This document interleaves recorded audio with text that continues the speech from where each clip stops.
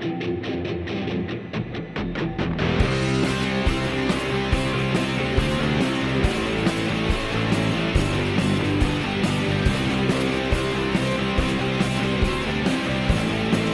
pessoal, tudo bom? Sou eu mais uma vez com vocês, Hugo Facundo, o canal Tem Facundo na América, e hoje com um convidado especial, Dr. André Linhares, advogado de imigração aqui nos Estados Unidos.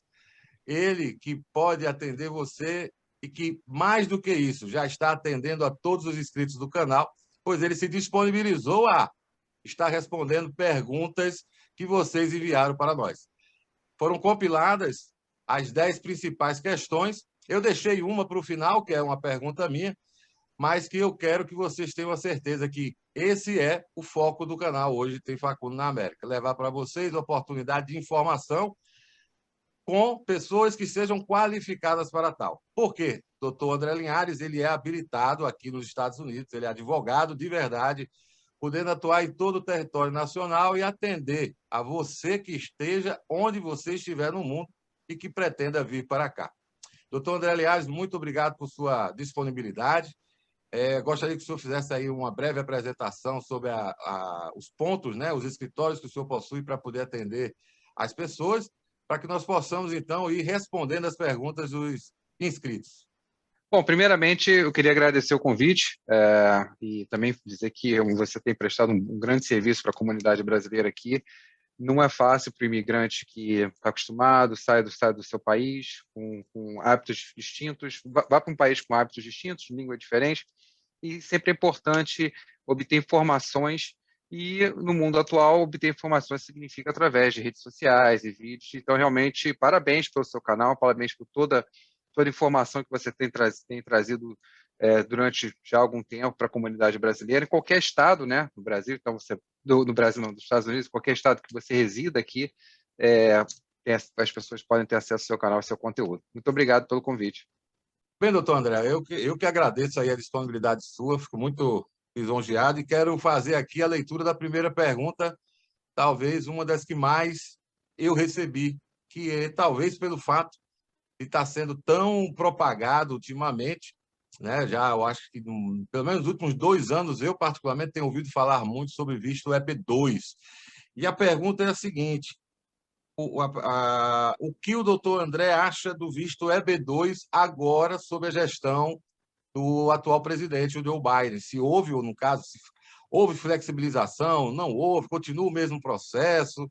Gostaria que o senhor explicasse para o pessoal como é que isso está funcionando agora. Facundo, o visto EB2 é um visto fantástico, né? É um visto que proporciona você sair, mesmo quem não tem visto, na verdade, no Brasil, né? Você não é obrigado a ter nenhum visto, nem visto de turista, na verdade. Você pode sair direto do Brasil e entrar nos Estados Unidos já com o Green Card. Então, é um visto fantástico, né? Desde que você realmente se qualifique para esse visto. Com relação às administrações do presidente Trump e do presidente Biden, não houve muita diferença, na verdade, né, com relação ao visto EB2 especificamente.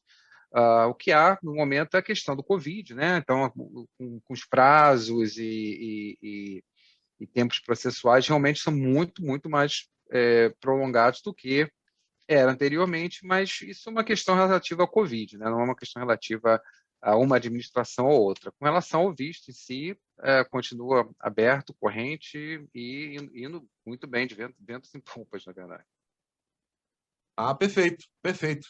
Porque existe realmente muitas vezes uma percepção sobre o fato de uma administração ou outra facilitar ou prejudicar, algo que, particularmente, quando eu me atrevo a falar um pouco mais sobre o tema da imigração, eu sempre digo que a lei de imigração não mudou, ela ainda continua a mesma já há algumas décadas, e é talvez o que possa vir a ser discutido aí nessa atual administração ou em outra que venha a surgir, né?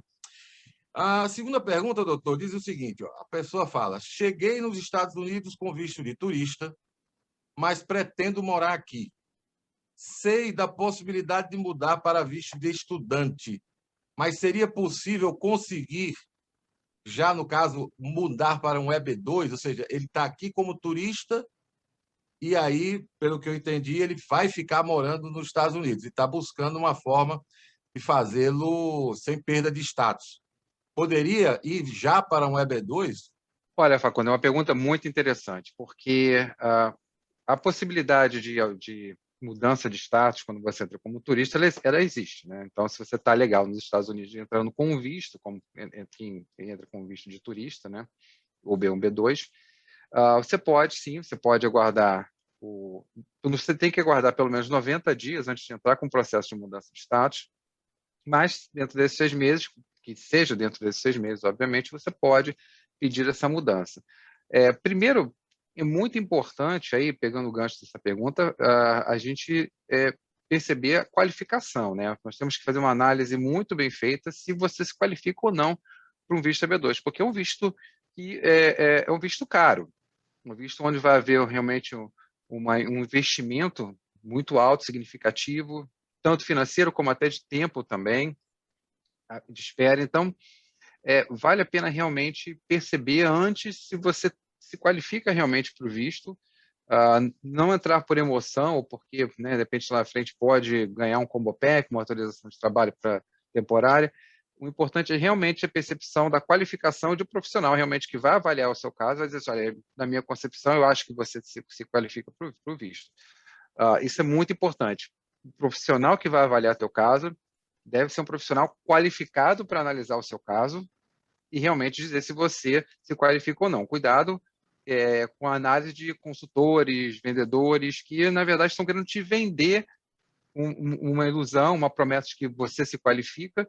Estão querendo, obviamente, são vendedores que não estão muito preocupados com o seu futuro, simplesmente preocupados em faturar em cima de você. Então, é muito importante tomar muito cuidado com essa percepção. Agora, se você se qualificar assim, você pode fazer a mudança de status nos Estados Unidos, sim. Isso é verdade, doutor. Eu no meu canal, eu costumo chamar, né, de os coiotes digitais. A internet, ela traz muita coisa boa, mas ela também traz a possibilidade de muitos oportunistas. A verdade é essa. Muita gente fica se apresentando com nomes alternativos e consultor, assessor, enche um pavão, né? Enfeita um pavão, mas não são advogados. Eu quero até fazer não sei se é uma ressalva, seria o termo correto. Eu costumo falar sempre o seguinte: a lei não obriga, se eu tiver errado, doutor, depois você pode até me corrigir durante a resposta da próxima pergunta, mas que a lei não exige que seja o processo, seja o pleito de imigração realizado por um advogado. Mas é inquestionável que um advogado, né, que tenha especialização naquele tema, né, seja ele qual for, a gente está falando de imigração, mas pode ser na área civil, criminal, né, aquela história, você quando tem um problema de saúde, você não procura um engenheiro, você vai em busca de um médico, preferencialmente especializado naquela área que está trazendo o problema. Então, eu entendo, pelo menos, que a vantagem é que, pela experiência e pela formação, o advogado, com certeza, vai trazer um melhor resultado para, né, a pessoa que procure por ele. A pergunta, e nessa resposta à pergunta que eu lhe farei agora, eu peço a gentileza que, se eu tiver falado alguma besteira, fique à vontade aí de me corrigir, por favor. A terceira pergunta é a seguinte: a pessoa diz assim, ó, eu entrei pelo México e já estou aqui há muitos anos. Tenho 2 filhos americanos. De alguma forma, desculpa, tem alguma forma de eu conseguir um green card? Ele não especifica se ele casou com um americano. Eu entendo aqui que esses filhos nasceram aqui, mas que seja da esposa que ele já tinha. Bom, vamos lá. Primeiramente, tecendo alguns comentários sobre as suas colocações que foram realmente corretas. Você não precisa ser advogado para entrar com um processo de imigração, desde que você esteja entrando, e aí que vem um detalhe importante, em causa própria. Então, se o André ou o Facundo quiserem entrar com um processo de imigração ao meu benefício, né, se eu estiver entrando com o processo, não tem problema algum. Você você não precisa ter capacidade postulatória. O que não pode acontecer, que a lei proíbe, é que não é advogado prestar assessoria jurídica em imigração. Isso que é o problema que a gente vem percebendo bastante. Então, você pode peticionar, sem problema algum, em causa própria, desde que você não esteja sendo assessorado por uma pessoa que não tem realmente capacidade postulatória, ou que possa realmente, ou que tenha uma licença de algum estado nos Estados Unidos para poder exercer advocacia, né? Assessoria jurídica que realmente é competência exclusiva, digamos, né, de forma geral, do advogado. Agora, respondendo a pergunta do ouvinte, ele é uma situação um pouco delicada, né? No momento que ele entrou pelo México, ele, mesmo através do casamento, de forma geral, não tem como convalidar, né? Mesmo que a esposa seja americana, é muito difícil você convalidar, salvo algumas exceções.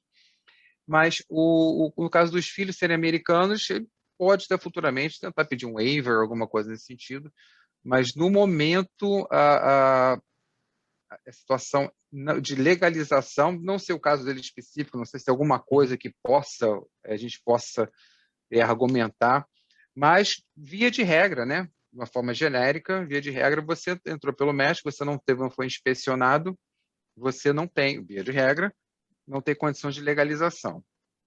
Bem, doutor, a quarta pergunta é a seguinte, eu acho que essa daqui, inclusive, foi de uma forma ou outra na escrita, né, diferenciada, mas foi a que eu mais recebi. Cheguei nos Estados Unidos com visto de turista e fiquei. Ou seja, o overstay, né? Uhum. Tem alguma forma de eu resolver minha situação sem que eu tenha de me casar com um cidadão ou cidadã americana? Pois é uma situação que as leis americanas, né, precisam de uma reforma há muito tempo, né? Acho que existe um grande são leis, na verdade, que já estão obsoletas, que não acompanham a evolução, até não só a evolução realmente dos Estados Unidos, mas também como a necessidade do país, né? Está muito, muito aquém, e a gente, infelizmente, eu não vejo nenhuma possibilidade de uma reforma profunda, realmente, como foi, né, do Immigration and Nationality Act, que foi muito tempo atrás. A gente, né, que realmente veio para mudar, traçar várias diretrizes, né, a gente não vê isso acontecer.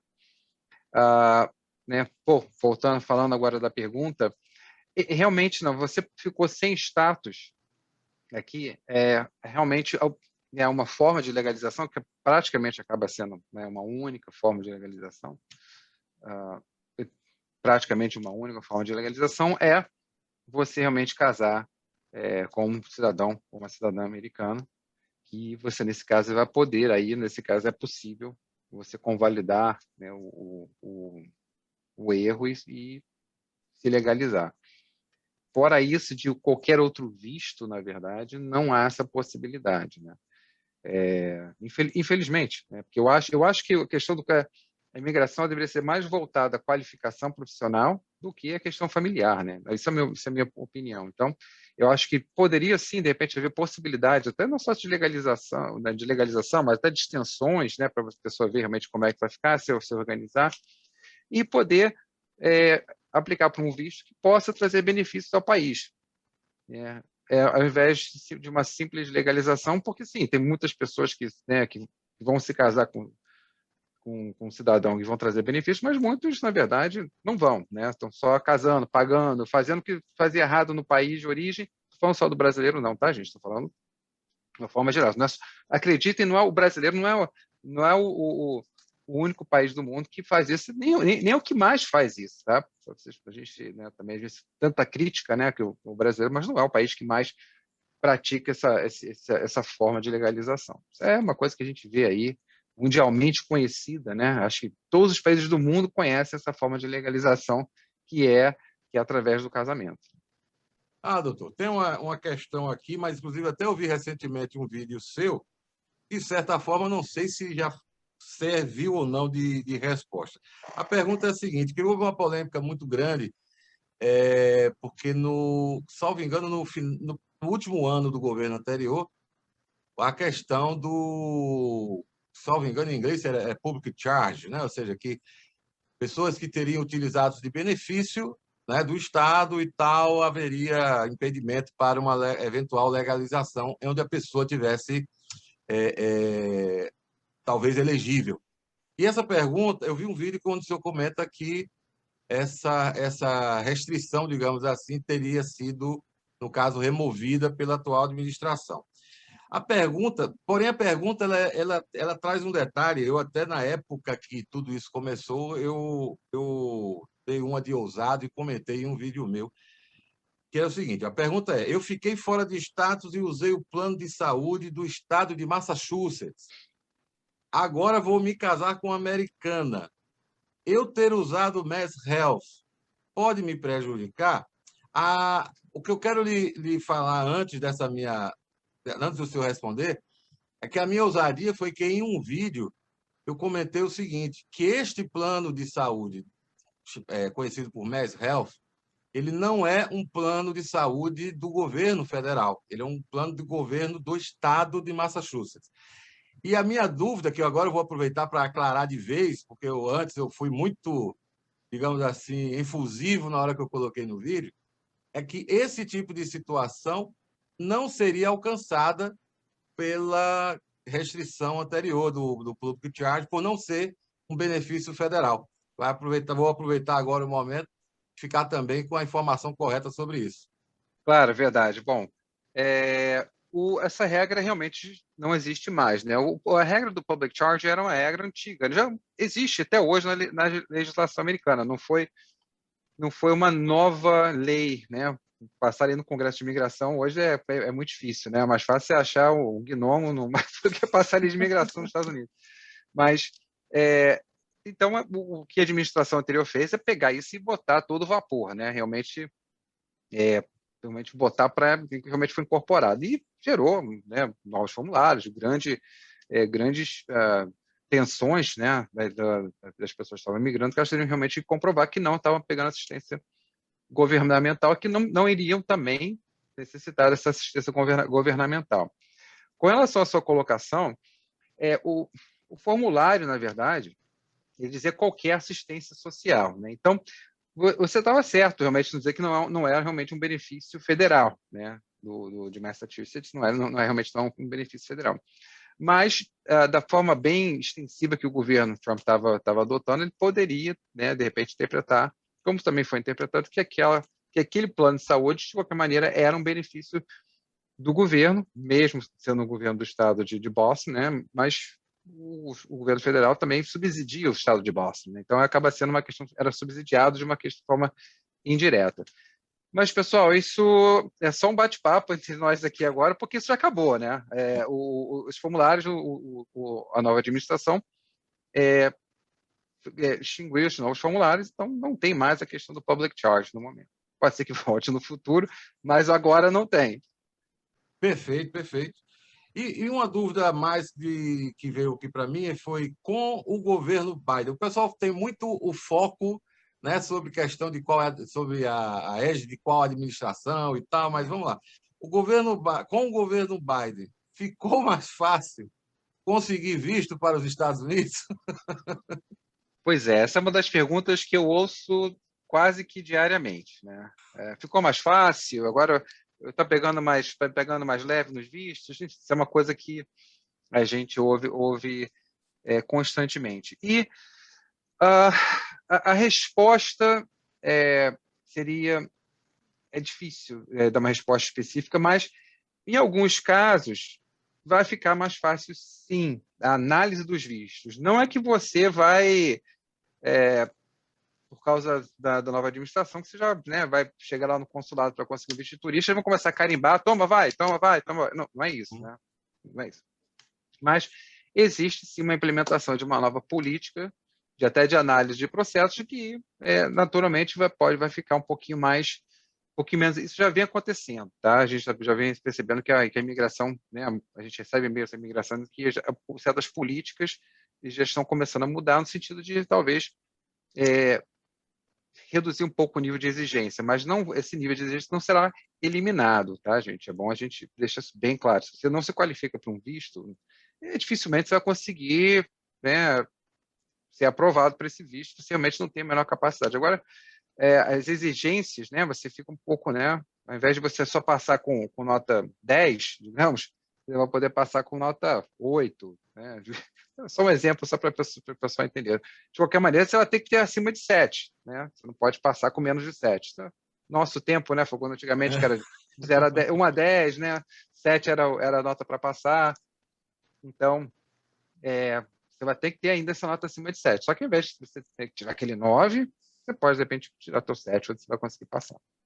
Bem, doutor, eu agora vou lhe passar logo duas perguntas de uma vez, porque eu acredito que, assim, posso estar até errado, mas eu creio que talvez elas não sejam, não requeiram uma resposta muito ampla. Posso estar enganado.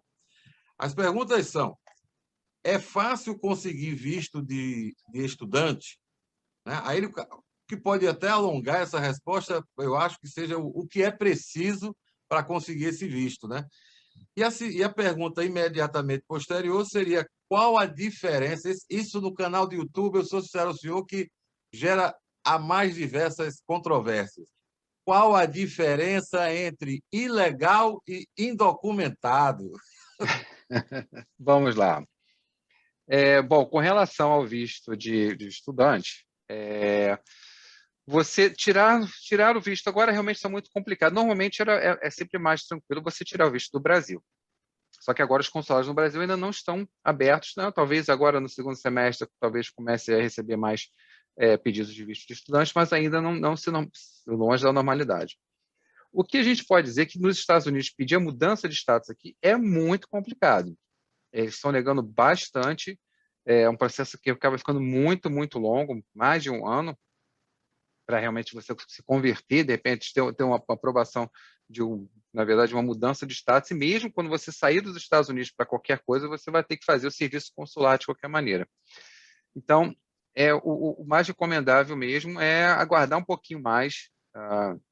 Eu sei que, né, as pessoas às vezes têm uma certa afobação, não, que eu tenho que ir amanhã. Não, você não precisa vir amanhã, você pode aguardar um pouquinho mais, espera até ver como é que a coisa vai se resolver e sair do Brasil com esse visto de estudante. Agora, para conseguir pontos importantes para você conseguir o visto, obviamente você tem que se matricular numa instituição de ensino, e uma das coisas que pega bastante é a questão da comprovação da capacitação financeira e do seu retorno, né? Do que você tem, né, no Brasil, para você realmente, o vínculo que você tem com o Brasil, né, de intenção de retorno também.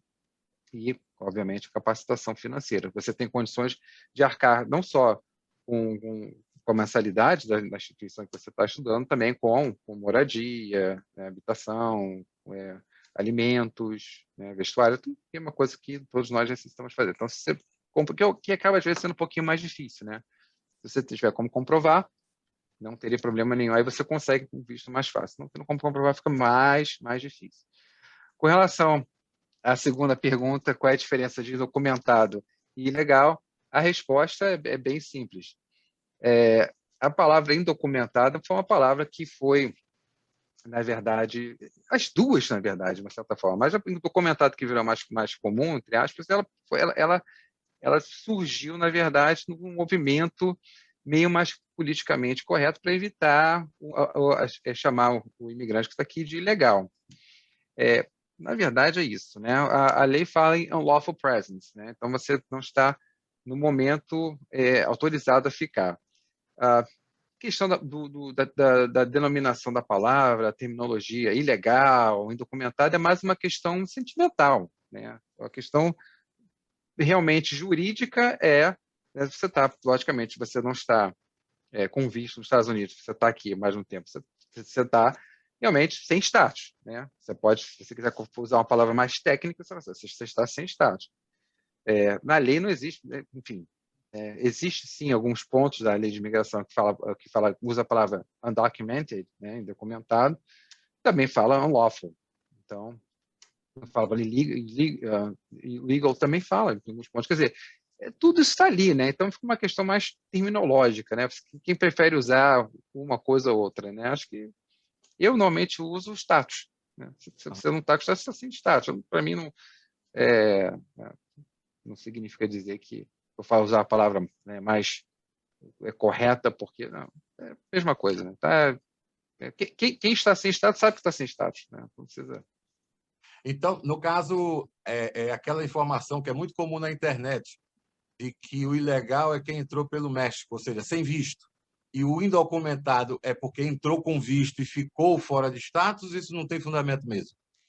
Não tem. No fundo, isso são questões semânticas, né? Você entrou pelo aeroporto, ficou aqui, né, com visto, né? Você foi inspecionado, você foi admitido, você ficou mais de 6 meses aqui e você, né, você tá sem status, né? Quando você está sem status, você já está com o que a gente chama de unlawful presence. Então, você já teoricamente não poderia mais estar nos Estados Unidos naquele momento, né? Quem entra pelo México, obviamente, por quê? Né, normalmente, dependendo do caso, pode-se até levar como infração penal, né?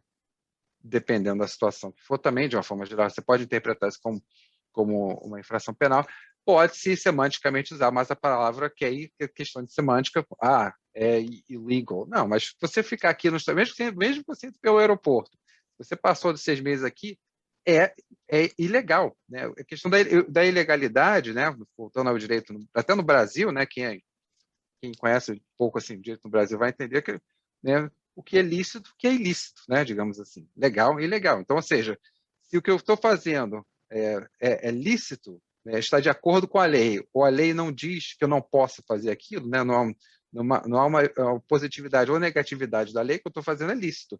Se qualquer coisa que seja uma infração de trânsito a um crime de roubo, né, é um ato ilícito, né? No Brasil a gente chamava ilícito civil, ilícito penal, ilícito de trânsito.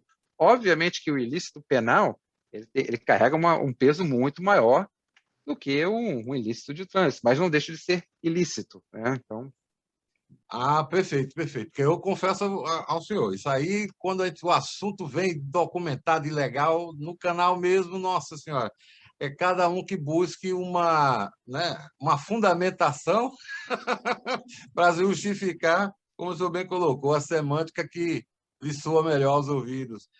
Bem, vamos lá agora a nona pergunta.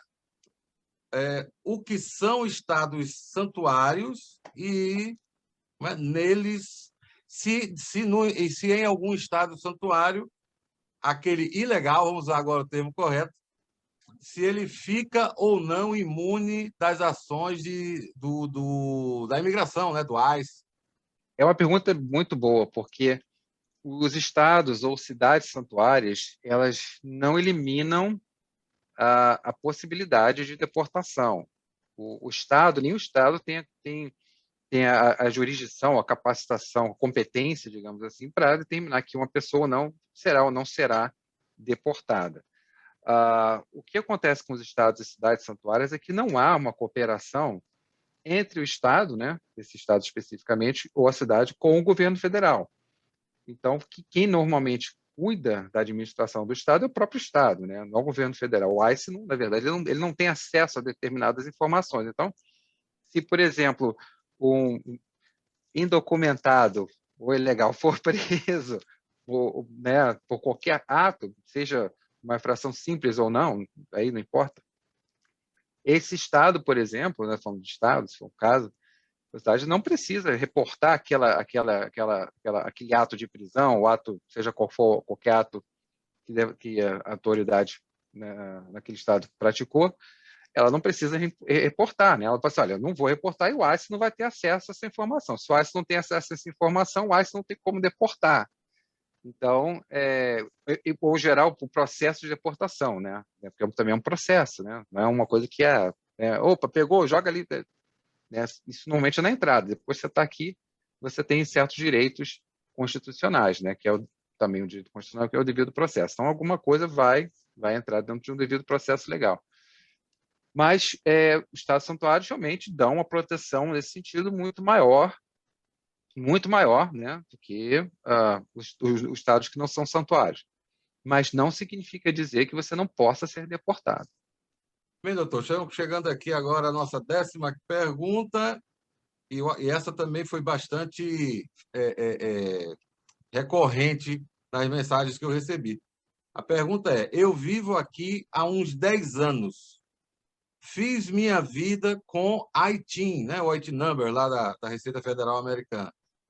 Tenho crédito bom, nunca tive problema com a polícia, sempre paguei meus impostos. Tem como eu me legalizar? Bom, voltando até naquela colocação feita em perguntas anteriores, há uma necessidade, né, efetiva de uma mudança legislativa para realmente comportar certas situações como a dele, que realmente merecia uma atenção maior, né? Você é uma pessoa que, a princípio, parece que vai fazendo tudo correto no país. Só que, infelizmente, a única forma dele se legalizar seria através do casamento. Fora isso, ele vai, realmente não há uma forma, no momento ainda, de legalização, principalmente ele estando aqui, né? E mesmo como investidor, até aquele novo startup, né? Aquela nova proposta, mas mesmo esse startup para ele, normalmente ele aqui nos Estados Unidos não teria como fazer essa mudança de status. Então é difícil, complicado. No caso, o casamento, né? Então, uma questão um pouco mais direcionada a asilo, então que aí realmente teria que ser uma justificativa plausível para que ele possa conseguir um pedido de asilo, né? Que talvez não seja o caso dele, mas é complicado, sim. Bem, doutor, agora é a vez da minha pergunta, tá? A pergunta que eu selecionei. Eu queria saber por que ser advogado de imigração. Porque essa profissão, né, a profissão de advogado, são as mais diversas áreas possíveis e me veio esse pensamento, na verdade, até ontem. Por que que o doutor André Linhares escolheu atuar na área de imigração e não em qualquer outra?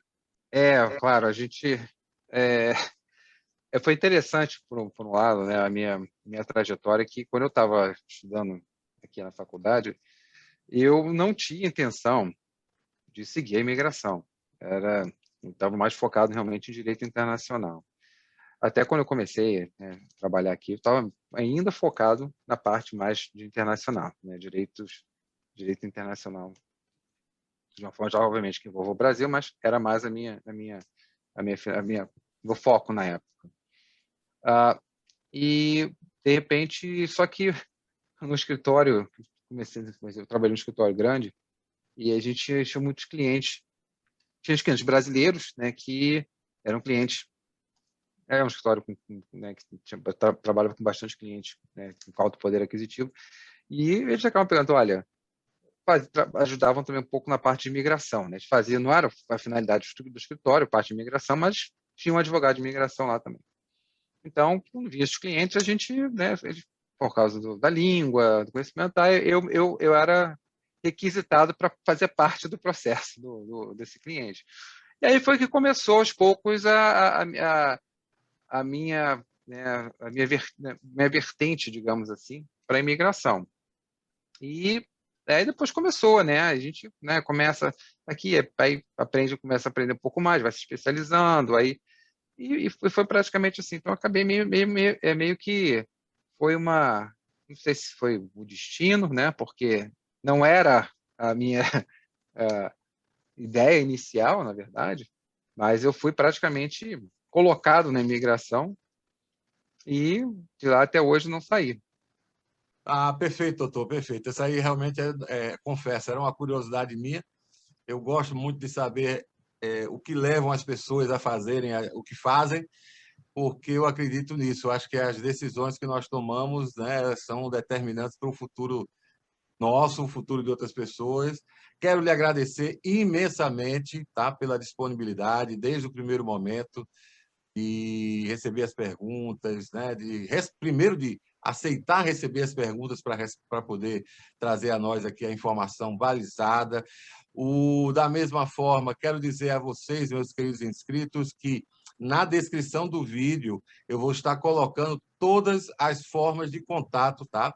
Com o escritório do Dr. André, a questão também de mídias, de redes sociais, para que todo mundo tenha como estar acompanhando o trabalho dele também na internet e, ao mesmo tempo, óbvio, buscando aí, tendo o interesse de vir morar nos Estados Unidos e vir da forma que seja correta, que tem agora uma referência também para poder estar buscando esse auxílio, né, essa orientação. E como até eu comentei em um vídeo anterior meu, tem visto para todo gosto, né? De acordo com a complexidade, obviamente, existe a necessidade de um investimento menor ou maior, né? Agora até o próprio EB5, né? Que são dos grandes investidores, que regressou, né, ao valor anterior de US$ 500 mil, e com certeza o que eu posso afirmar para vocês é que com o doutor André vocês vão ter pelo menos essa tranquilidade de estar trabalhando com uma pessoa realmente licenciada nos Estados Unidos, que conhece do que está falando, é o expertise dele. E eu quero, mais uma vez, doutor, agradecer. Deixo aí antes uma oportunidade para que o senhor faça aí mais algum comentário para que a gente possa juntos estar se despedindo do pessoal. Bom, primeiramente, de novo, queria agradecer o convite, a presença, o bate-papo, a finalidade realmente, como você colocou anteriormente, quando nós conversamos antes do vídeo, é trazer informações para a comunidade brasileira e o que a gente possa, pelo menos, acrescentar, alguma coisinha, né, que a gente possa, pelo menos, trazer para as pessoas de informação. Eu acho que já significa dizer que nós obtivemos êxito, né? Eu acho que o advogado ele tem que ter esse cunho social, essa visão de auxílio, né? De tentar auxiliar. O advogado ele na verdade, isso, né? Também. Então, auxiliar o próximo. Então, a gente tenta sempre trazer informações exatamente para que as pessoas possam tomar decisões lastreadas em informações. Sempre se consultem, né? As pessoas que vão ver esse vídeo, faça uma consulta com um profissional, advogado de imigração, não precisa ser eu, pode ser qualquer um, enfim, mas que seja um profissional realmente da área, né, que entenda que tem um regulamento por trás, que não está pensando em exploração, em ganhar rápido, está querendo realmente, que entende, né, que isso é uma carreira, isso aqui não é 100 metros, né, eu não estou correndo 100 metros, eu estou correndo uma maratona. Então, essa é a finalidade. E, de novo, agradecer você, agradecer o seu canal.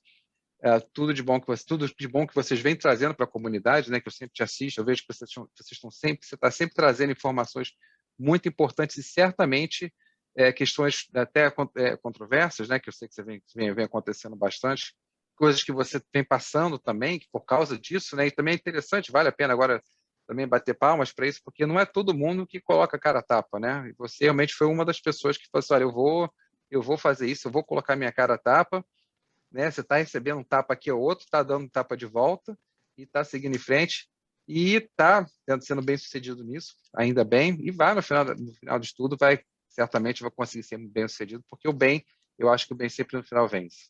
Então, muito obrigado pelo convite e até uma próxima. Digamos todos amém, doutor. Que o bem prevaleça sobre o mal sempre. Muito obrigado mais uma vez. E, pessoal, já sabem, hein? Cheiro para as meninas, um abraço para os marmanjos, vida longa, forte e rápida.